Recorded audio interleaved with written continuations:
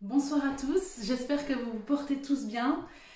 Je suis heureuse de pouvoir passer ces temps dans la présence de Dieu. Alors certes, nous ne sommes pas ensemble tous dans la même pièce, mais dans le même esprit. Et vraiment, je suis vraiment ravie de pouvoir passer ces moments de louange et d'adoration. Voilà, vraiment que nous puissions apporter notre reconnaissance à notre Seigneur.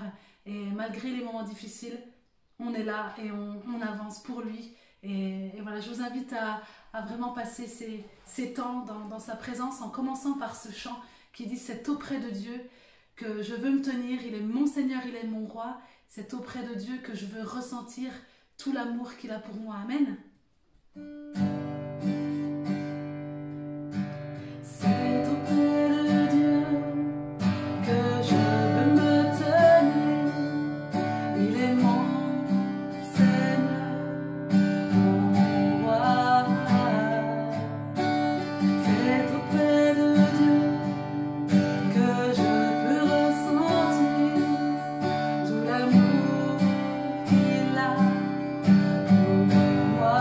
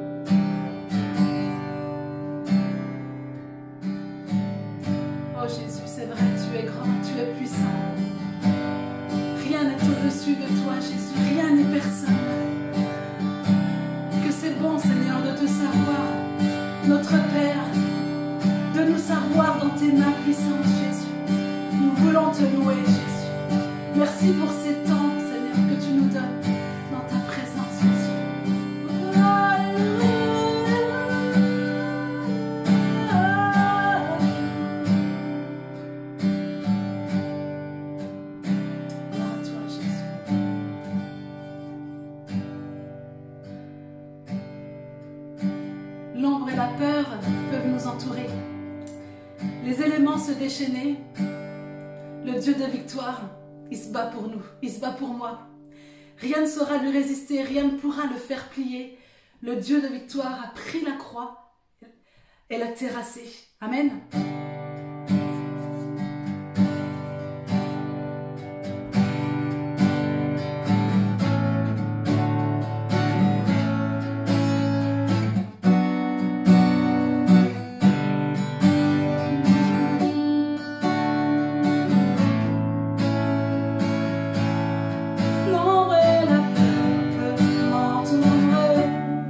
Les éléments se déchaînaient.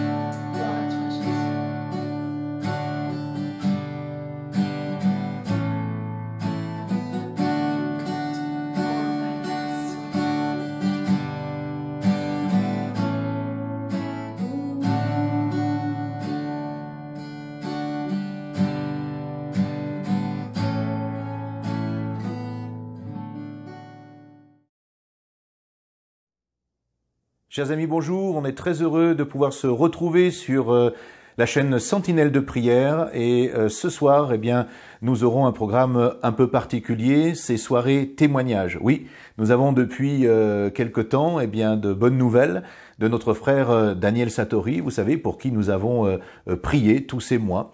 Et voilà, nous l'avons laissé se rétablir et nous avons l'occasion de le voir ces derniers temps. Et nous avons vraiment la joie de pouvoir écouter ce qu'il a vécu. Alors lui, en tant que malade, atteint du Covid, qui est resté dans le coma pendant plusieurs semaines, puis ensuite en rééducation, mais également son épouse va nous dire ce qui s'est passé aussi dans sa vie, comment elle a vécu cette situation, comment Dieu l'a encouragée également, comment Dieu l'a fortifiée, quelles sont les paroles du Seigneur qu'elle a reçues et de quelle manière elle a pu vivre ces moments douloureux, compliqués, parce que je pense que plusieurs d'entre nous passons aussi par des moments des fois difficiles et c'est intéressant d'entendre le témoignage de ceux et de celles qui ont traversé de tels moments et qui en sont ressortis victorieux.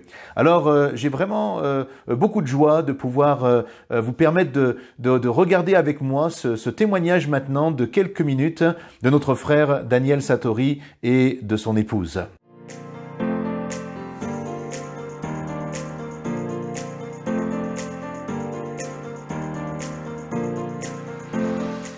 Voilà, bonjour chers frères et sœurs. La dernière fois qu'on s'était vu, c'était mi-juillet. Et c'est vrai que depuis, vous voyez bien, les choses ont changé. Hein. Mon visage n'est pas le même que mi-juillet. J'ai quand même grossi. Je suis à 63 kilos. Donc c'est vrai que j'ai un visage beaucoup plus épanoui. Et pour moi, c'est vrai, c'est une joie maintenant de vous partager tout ce que j'ai vécu pendant le Covid-19. C'est une grande joie. Mais avant de pouvoir partager ce témoignage, j'aimerais vous lire un passage dans la Bible, dans la parole de Dieu, dans dans le psaume 30, versets 2 à 5. Il est dit ici, « Je t'exalte, ô Éternel, car tu m'as relevé. Tu n'as pas voulu que mes ennemis se réjouissent à mon sujet. » Et surtout le verset 3, « Éternel mon Dieu, j'ai crié à toi et tu m'as guéri. Éternel, tu as fait remonter mon âme du séjour des morts, tu m'as fait revivre loin de ceux qui descendent à la fosse. » Verset 5, « Chantez à l'Éternel, vous qui l'aidez. » Alors, c'est pas moi qui a crié. C'est vous, mes frères et sœurs, qui avez crié. C'est mon épouse qui a crié. C'est mes enfants qui ont crié. Et c'est vous aussi, mes frères et sœurs, qui avez crié à l'Éternel pour qu'il intervienne dans ma vie, pour qu'il pose sa main sur moi et pour que vraiment il me délivre et qu'il m'accorde la grâce d'être entièrement guéri de ce Covid-19. Le corps médical, la plupart ont dit, certains ont dit, je reviens de très loin. D'autres ont dit que le Covid-19 était très violent à mon égard. D'autres ont dit, j'ai passé par une belle porte. Et d'autres ont dit, je suis un miraculé. Avec tout ce que j'ai subi, avec tout ce que j'ai enduré, je suis un miraculé. Surtout quand ils ont vu le contenu de Fribourg, de ce qu'ils ont fait à mon égard, sur mon corps. C'est un formulaire de plus de 100 pages, où tout est marqué, tout ce qu'ils ont entrepris sur mon corps.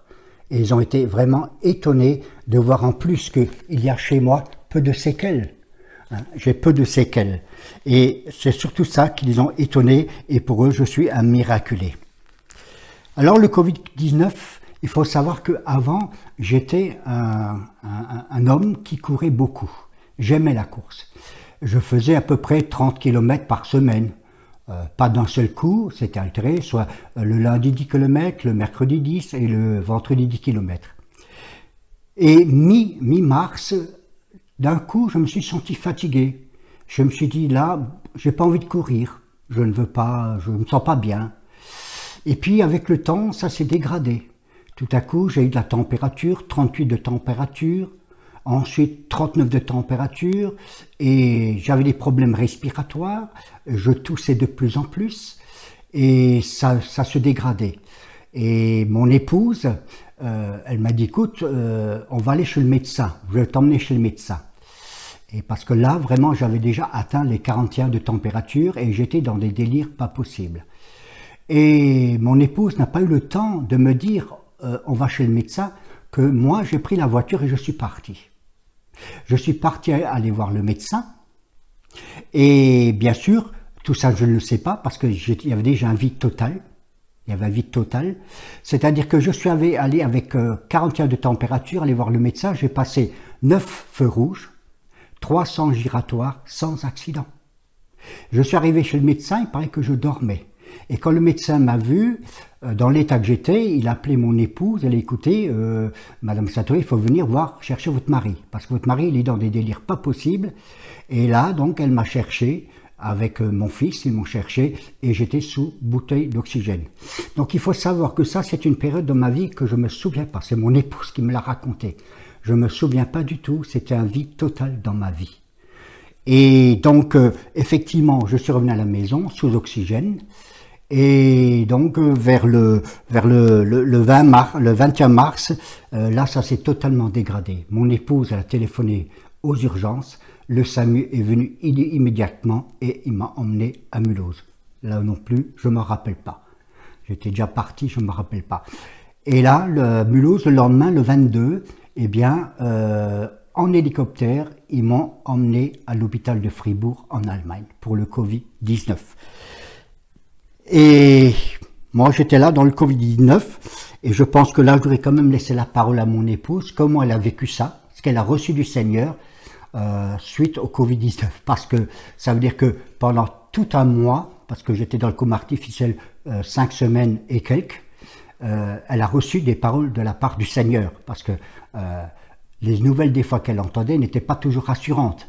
Il lui téléphonait pour lui dire, écoutez, attendez-vous au pire, et le lendemain, ça allait mieux, et comme ça, il y avait constamment de bonnes et de mauvaises nouvelles. Et donc, mon épouse, elle a reçu, elle, par contre, des paroles fortes de la part du Seigneur qui l'ont aidé à passer ces moments difficiles. Hein. Je vais lui laisser la parole. Bonjour frères et sœurs, c'est vrai que ça a été une période difficile dans la durée, mais c'est vrai aussi que dès que Daniel est parti avec le SAMU, j'étais sur le seuil de la porte et la paix est tout de suite venue sur moi. J'avais une paix qui n'est pas explicable avec des mots, mais ça s'est fait naturellement, voilà. Et bon, voilà, j'ai repris mes habitudes, j'ai continué la routine sans savoir qu'il était parti pour quand même quelques mois. On espérait quand même qu'il allait revenir assez rapidement, donc voilà. De fil en aiguille, je me suis rendu compte que ça allait être beaucoup plus long que prévu. Et au départ en Allemagne, il m'avait dit qu'il y en avait pour 3 semaines minimum d'hospitalisation et de coma. Et bon, voilà, donc je me suis placée naturellement devant Dieu. Et de là a commencé un dialogue avec Dieu, naturellement. J'ai posé des questions, j'ai essayé de savoir. Et j'ai commencé par avoir ce verset, ne craignez rien, restez en place et regardez la délivrance que l'Éternel va vous accorder. Et le verset suivant, l'Éternel combattra pour vous et vous gardez le silence. Et c'est vrai que Dieu a été fidèle à partir de ce moment-là, à chaque instant, que ce soit le jour, que ce soit la nuit, parce que j'ai pas dormi beaucoup, mais Dieu a été fidèle et il y avait toujours cette paix en moi. J'avais les frères et sœurs bien sûr qui m'appelaient de temps en temps pour prendre des nouvelles, des SMS, les enfants aussi, parce qu'on était en plein confinement, donc c'était impossible de se voir, mais il y avait quand même cette paix, cette présence en moi, et j'ai vécu quand même des choses assez extraordinaires. Je ne peux pas tout expliquer là, maintenant, comme ça, parce que ça s'est fait quand même sur du long terme, si je puis dire.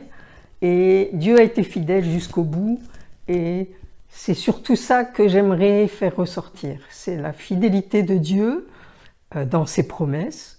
On a les promesses qu'il nous avait données pour le ministère de Daniel. Et c'est vrai que j'ai dit, Seigneur, si tu le reprends maintenant, il y a quand même toute une partie de la Bible, les versets que tu m'as donnés, que je vais devoir enlever. Et tout de suite, j'ai eu cette pensée que ça n'allait pas se faire comme ça et que Daniel reviendrait. Et Dieu m'a dit, il reviendra comme avant. Voilà. Bon, ça ne s'explique pas. C'est un dialogue qui a eu lieu comme ça, au fil des jours. Un dialogue avec Dieu très intéressant et passionnant, moi je dirais. Parce qu'il y a vraiment la révélation de Dieu qui s'est manifestée. Il y a une présence très forte. Et je remercie Dieu pour sa fidélité. Je remercie aussi les frères et sœurs qui ont prié et qui m'ont encouragé. Et je remercie aussi bien sûr mes enfants. Et je tiens aussi à dire que si on reçoit des paroles de Dieu, Dieu ne les oublie pas. Dieu m'a redonné les paroles qu'on avait reçues au début de notre mariage, que moi j'avais oubliées. Mais Dieu est fidèle et au fur et à mesure de mes lectures journalières, Dieu me rappelait tous ces versets qu'il nous avait donnés et j'étais de plus en plus encouragée et convaincue de partir un jour, mais ce n'était pas le moment. Et ça a été quelque chose d'extraordinaire dans le sens où Dieu est fidèle à ses promesses. Nous, on oublie des fois les promesses de Dieu, nos promesses aussi vis-à-vis de lui, mais lui, il n'oublie pas. Et il a su rappeler toutes ses promesses au fur et à mesure des jours, au fur et à mesure de l'évolution de Daniel, parce qu'il y a eu des hauts, il y a eu des bas, un jour ça allait, 2-3 jours après ça n'allait plus, il a eu des complications, etc. Mais au fur et à mesure de ce cheminement, Dieu me rappelait les promesses en fonction de mon vécu, de ce que je vivais là, maintenant. Et je peux que rendre gloire à son nom et le remercier pour sa fidélité, pour ce qu'il a fait dans ma vie aussi, parce que du coup, il a travaillé aussi dans ma vie, il a fait une œuvre dans ma vie. J'ai passé des moments extraordinaires avec lui, le rire sous l'esprit, il y a longtemps que je n'avais pas vécu ça, parce que la présence de Dieu était tellement forte, en fait, qu'il y a eu le rire selon l'esprit, le parler en langue, très fort aussi. C'était vraiment extraordinaire à vivre. Et je ne me suis jamais sentie seule et ni délaissée, malgré les médecins. Je me disais, Seigneur, le plus grand médecin, c'est toi.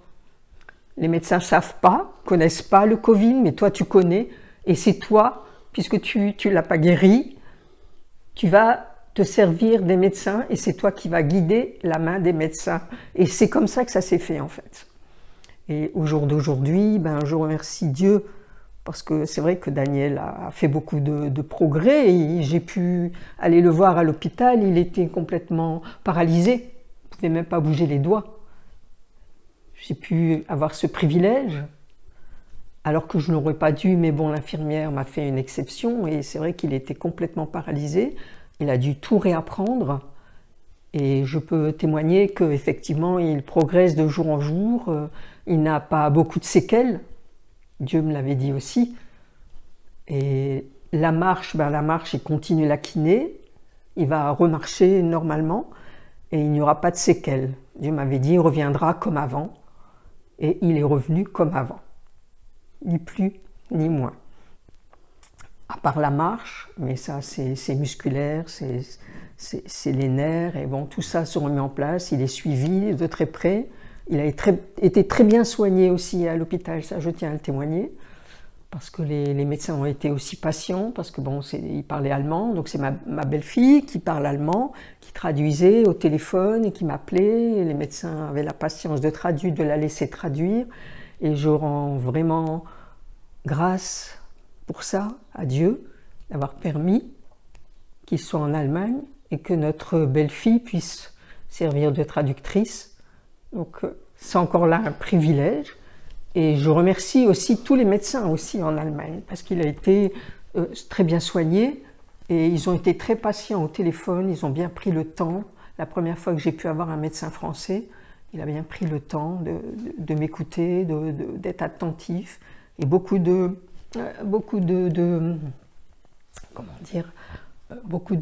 d'empathie, très empathique.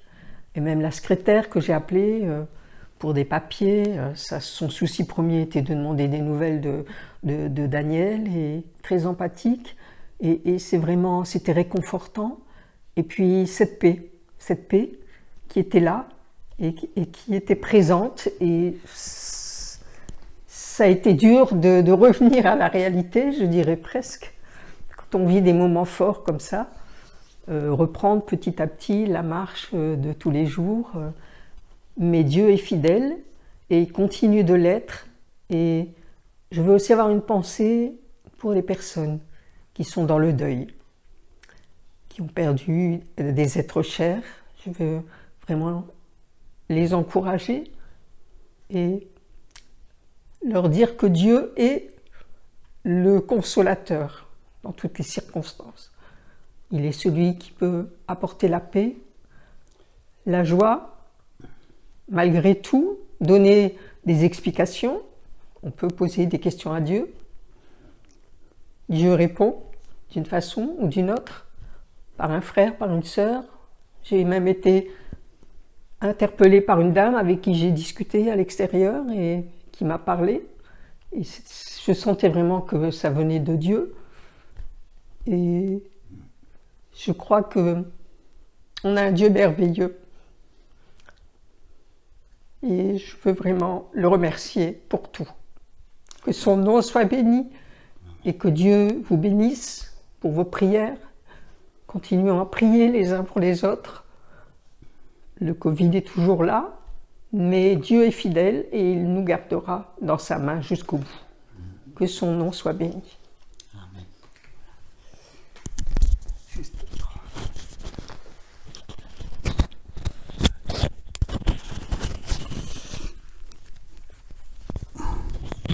Voilà. Alors, je vais quand même donner un peu de détail de ce que mon corps a subi. J'aime pas trop, mais c'est surtout pour voir le miracle de Dieu. Parce que ce que mon corps a subi, c'était pas n'importe quoi. J'avais donc un très grand problème respiratoire. Je n'arrivais plus du tout presque à respirer. J'avais un problème au niveau du cœur. Donc du coup, ils ont eu recours à une machine pour pouvoir me donner davantage d'oxygène et aussi la machine qui faisait fonction de cœur. C'était une machine, ils appellent ça du dernier recours. Si ça ne marche pas, c'est terminé. C'est terminé. Donc j'étais branché sur une machine, donc j'avais aussi un manque d'oxygène au niveau du sang. Et donc là, du coup, ils ont dû me donner donc 21 pochettes de sang, puisque je n'avais pas assez d'oxygène au niveau du sang. À ce niveau-là, j'avais une insuffisance rénale, donc j'étais dialysé, puisque les reins étaient touchés par le Covid-19.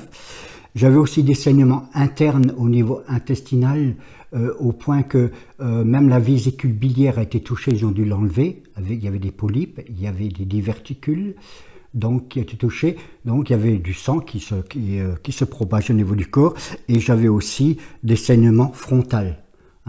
Frontal, donc j'avais un caillot de sang au niveau de la jugulaire, là derrière j'avais un caillot de sang et j'avais donc du sang dans le cerveau. Donc les choses s'aggravaient de plus en plus.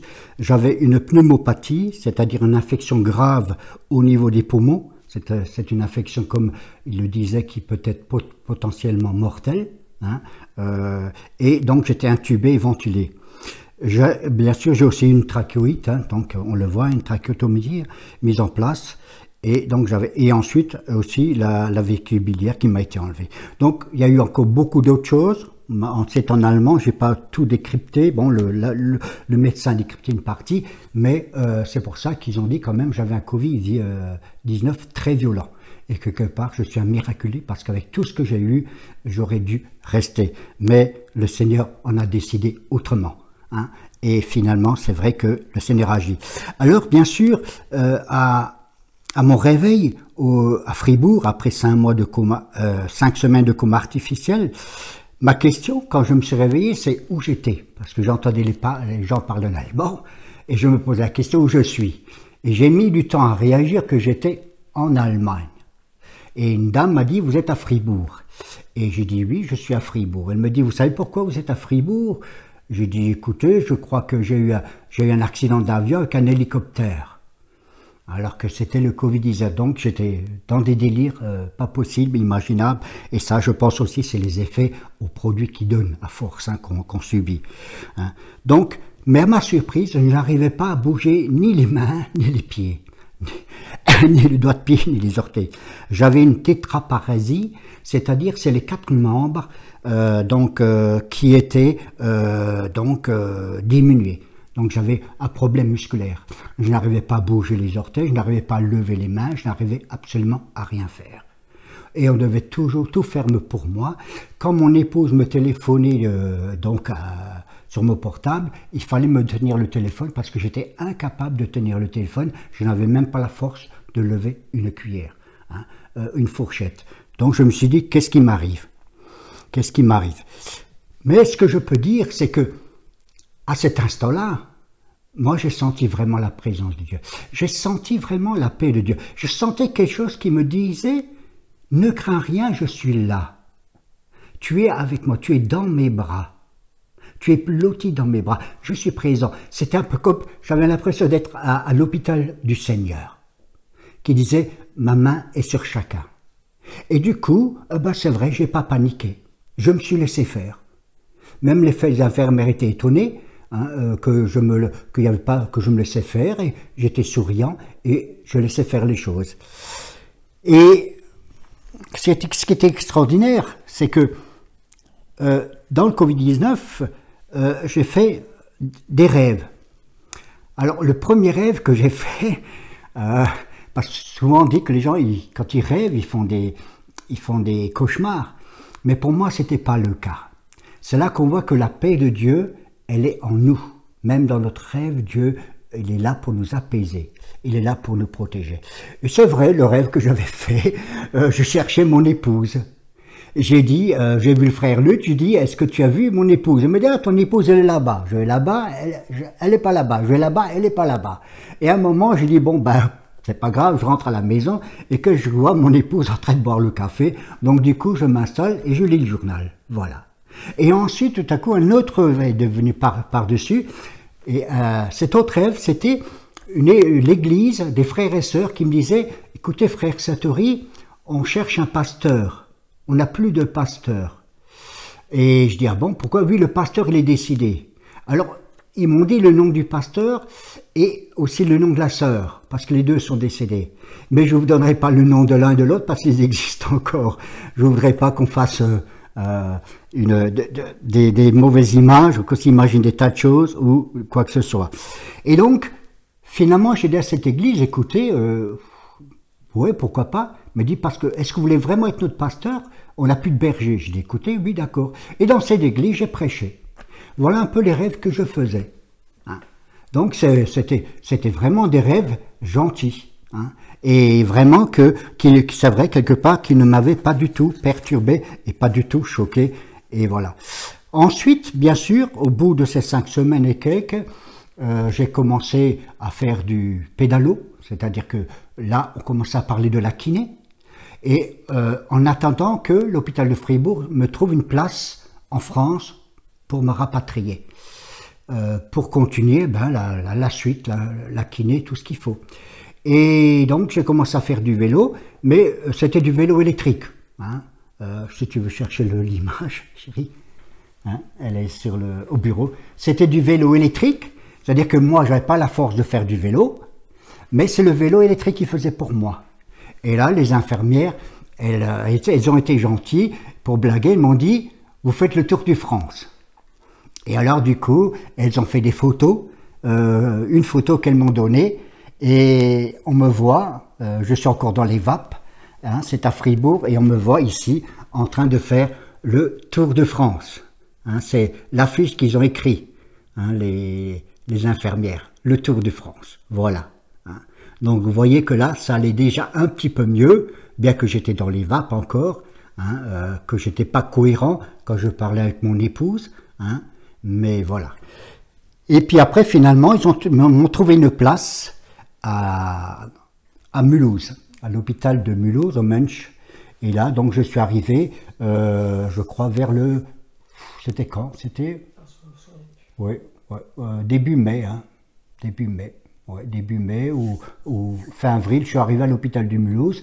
Et là, donc, je suis arrivé au centre de réadaptation. Et bien sûr, quand je suis arrivé là, toujours pareil, je n'arrivais pas à bouger, rien du tout. Et donc là, on a commencé, le médecin m'a dit, vous allez faire des séances de kiné. Donc j'avais kiné, ergothérapeute, activité physique, psychomotrice, j'avais orthophoniste, neuropsychologue, psychologue, enfin j'avais toute un planning pour la semaine qui m'occupait. Voilà. Et c'est vrai que là, tout à coup, le kiné est venu, il a commencé à prendre mes doigts, à jouer avec mon doigt. Il a dit, bougez votre doigt. Et moi, dans ma tête, j'étais là. Je croyais que dans ma tête, ça allait, mais mon doigt ne bougeait pas. Hein. Et il me disait, il ne faut pas désespérer, ça va venir. Et c'est vrai que 15 jours après, il est venu et il m'a dit, on va continuer à travailler le doigt, essayer de bouger votre doigt. Et tout à coup, je voyais que mon doigt commençait à bouger. Alors bien sûr, j'étais émerveillé. Et moi-même, j'ai continué à faire la kiné. C'est-à-dire tout ce que j'ai appris la kiné, moi, je continue à le faire en chambre. Tous les mouvements, je les faisais en chambre. C'est-à-dire que je continue à me battre, je continue à aller de l'avant. Mon épouse, elle m'avait téléphoné, elle m'a dit, écoute, le Seigneur t'a guéri de la kiné, hein, il t'a guéri du Covid-19, les frères et sœurs ont prié, on a prié pour toi, t'es guéri du Covid-19, maintenant la kiné, ça t'appartient. Et là, je me dis, ok, alors on va se battre et on va continuer la kiné. Et donc, je faisais la kiné tous les jours comme ça. Tout ce qu'on m'avait appris, je l'apprenais, au point que les infirmières, même le médecin me disait, mais vous faites des progrès rapides, énormes. Vous êtes quelqu'un qui vous laissez pas faire, vous vous battez, vous luttez. Et c'est vrai que j'avais cet esprit de combat. Et en même temps, j'avais vraiment, je sentais l'esprit de Dieu qui me poussait. Hein, à continuer à aller de progrès en progrès. Après, petit à petit, j'ai commencé à me lever, à me mettre assis sur mon lit. Je dis, tiens, j'arrive à m'asseoir sur mon lit. Voilà. Et puis je me souviens, j'ai commencé à arriver à manger. L'infirmière vient, me met le plateau sur le lit. Moi, j'étais assis, met le plateau. Et je commence à manger avec ma main droite. Et je lève, j'arrive pas. Et puis je vais avec la main gauche, j'essaye, je monte. Et l'infirmière était prise de pitié, me dit, écoutez, je donnais un... Non, surtout pas, laissez-moi faire, faut que j'arrive. Elle m'a dit, bah dis donc, hein, vous êtes quelqu'un qui vous battez. Et puis c'est ce que je fais, j'ai toujours cherché donc à apprendre ce qu'on m'avait montré, afin que je progresse. Et le week-end même, quand il n'y avait pas de kiné, je continue à le faire dans ma chambre. Et puis un beau jour, le kiné vient me dit, écoutez, voilà, vous allez vous mettre debout. Oh, debout. Oui, j'ai le déambulateur, vous allez vous mettre debout. Et c'est vrai que se mettre debout, moi qui n'avais pas de force dans les jambes, j'ai dit, mais je vais tomber, moi. Je suis bien là dans mon lit. Non, vous allez vous mettre debout. Vous arrivez, vous avez un mental pour ça, vous allez arriver. Et c'est ce que j'ai fait la première fois, c'est vrai, sur le déambulateur, j'ai réussi à être debout. Et alors, on m'a dit, faites quelques pas. J'ai fait quoi? 4 pas. Et j'ai dit, mais j'arrive. Et j'avais des larmes de joie. Et puis, j'ai continué bien sûr, à faire ces séances de kiné. J'ai témoigné aux infirmières. Je leur ai même laissé un livre que je leur ai laissé, de la révolte à l'amour, de mon témoignage. Ils étaient touchés par ce témoignage. Ils m'ont posé des questions. Et même le kiné, il est venu un jour dans ma chambre, je n'avais pas fait attention à l'heure, j'étais pas préparé, et j'étais en train de lire ma Bible.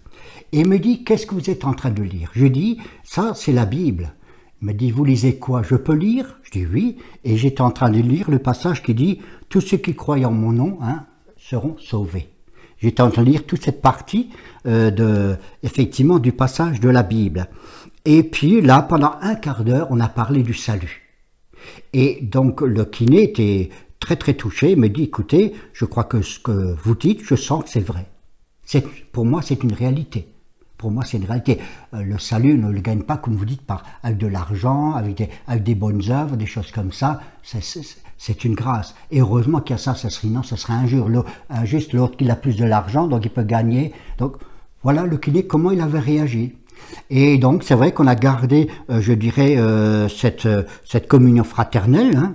On l'a gardée, on a continué à parler tout en faisant la kiné. Hein. Et ensuite, tout à coup, il me dit, maintenant on va aller dans un fauteuil roulant. Le fauteuil roulant, d'accord, donc voilà, et la salle de sport. Et je me souviens de la salle de sport, c'était les barres parallèles. Et il y avait même l'Alsace qui était là, ils ont pris des photos. J'étais la première fois en train de faire des barres parallèles. Et là, je me suis tenu.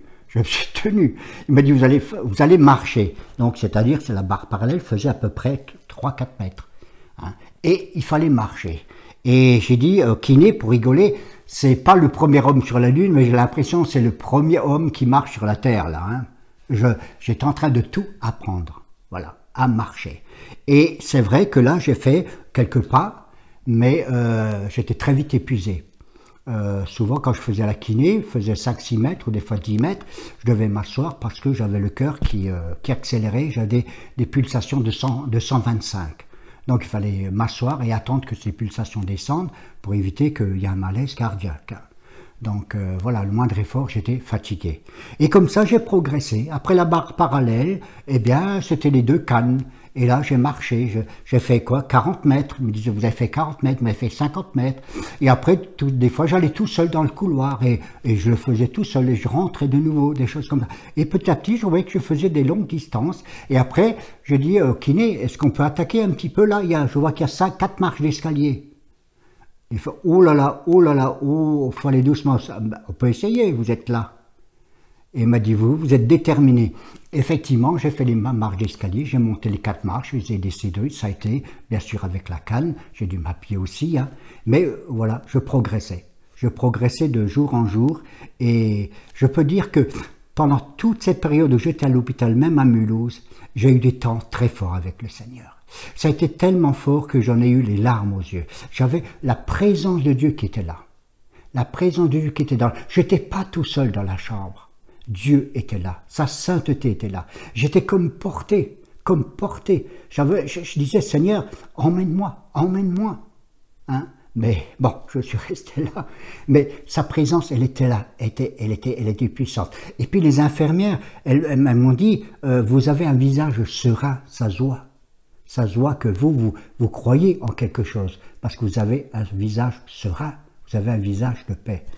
Et c'est vrai que après, donc, j'ai progressé, et jusqu'au temps où vraiment, là, le médecin m'a dit, écoutez, on va préparer votre sortie, mais bien sûr, avant de préparer ma sortie, j'ai dû passer des examens, je ne pouvais pas sortir comme ça, je devais faire des examens, c'est-à-dire, si je tombais par terre, comment me relever. Et aussi des examens de puissance au niveau de la poignée. Il fallait, donc j'avais 17 kilos, il fallait que chaque fois que j'ai la moyenne, si je n'avais pas la moyenne, je devais rester, je ne pouvais pas sortir. Parce que l'objectif c'était ensuite d'être autonome. Et donc c'est vrai que ensuite je suis sorti de l'hôpital et je continue à faire la kiné. En kiné privé, je vais bientôt faire la kiné donc à l'hôpital du jour de nouveau. Je vais reprendre la kiné à l'hôpital du jour pour reprendre le relais, pour voir où j'en suis.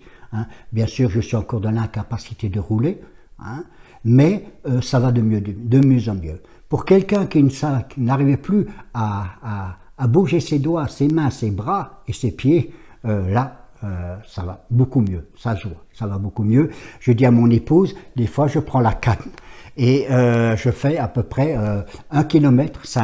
Et c'est moi qui porte la canne. Hein. Il y a une fois, un monsieur dans la rue m'a dit, ah, vous portez la canne? Oui, la canne est handicapée, je suis obligé de la porter. Hein. Et donc voilà.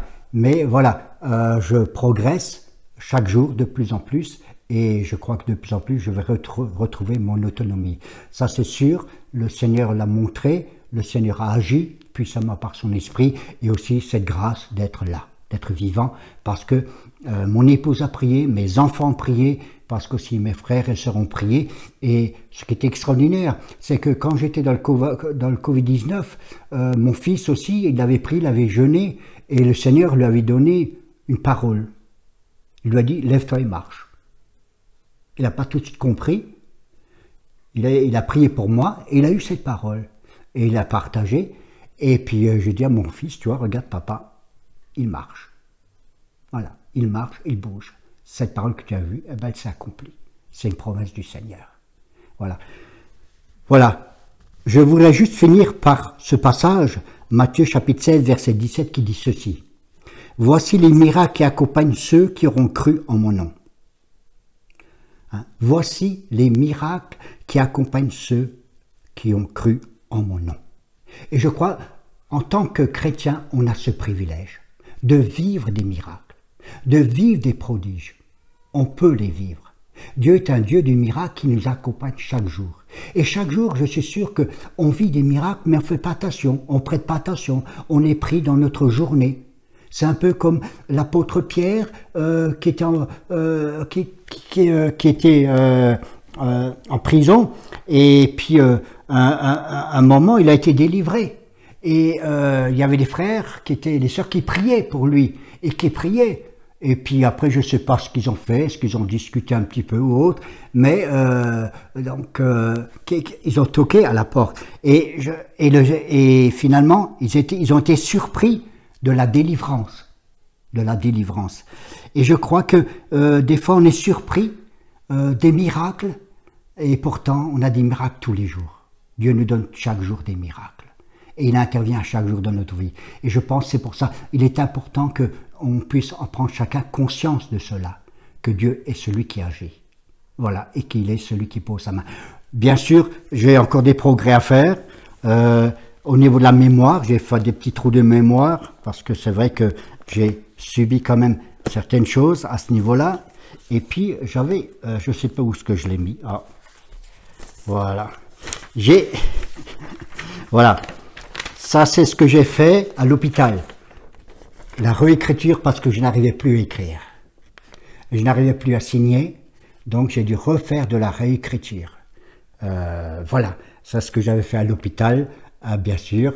Et depuis, je commence à écrire mieux. Hein, mon épouse me l'a dit. Hein, et bien sûr, au niveau de la mémoire, je continue à travailler pour que cette mémoire, elle revienne. Voilà. Voilà, que le Seigneur vous bénisse. Qu'il vous fasse du bien, et un grand merci encore, mes frères et sœurs, pour vos prières. Voilà. Vous avez un miraculé, vous avez le miracle de Dieu devant vous, ça doit fortifier votre foi pour continuer à prier, à intercéder les uns pour les autres, parce que le temps des miracles n'est pas fini. Les miracles sont aussi pour nous. Que le Seigneur vous bénisse, qu'il vous accompagne, et puis à plus tard. Au revoir.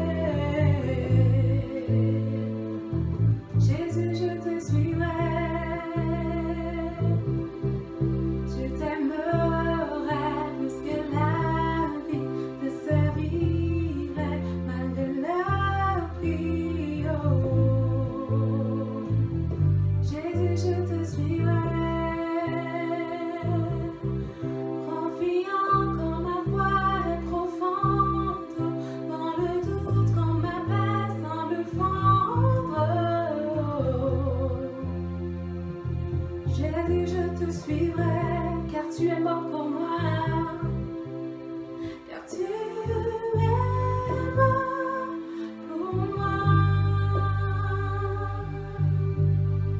Je vivrai pour toi, car tu es mort. Car tu es mort pour moi. Je vivrai pour toi. Tu t'es offert sans rien garder. Tu as souffert pour me sauver. Oh. Jésus, je te suivrai. Je t'aimerai plus que la vie. Te servirai malgré la vie. Oh. Jésus, je te suivrai. Tu t'es offert sans rien garder. Tu as souffert pour me sauver. Oh. Jésus, je te suivrai. Je t'aimerai plus que la vie. Te servirai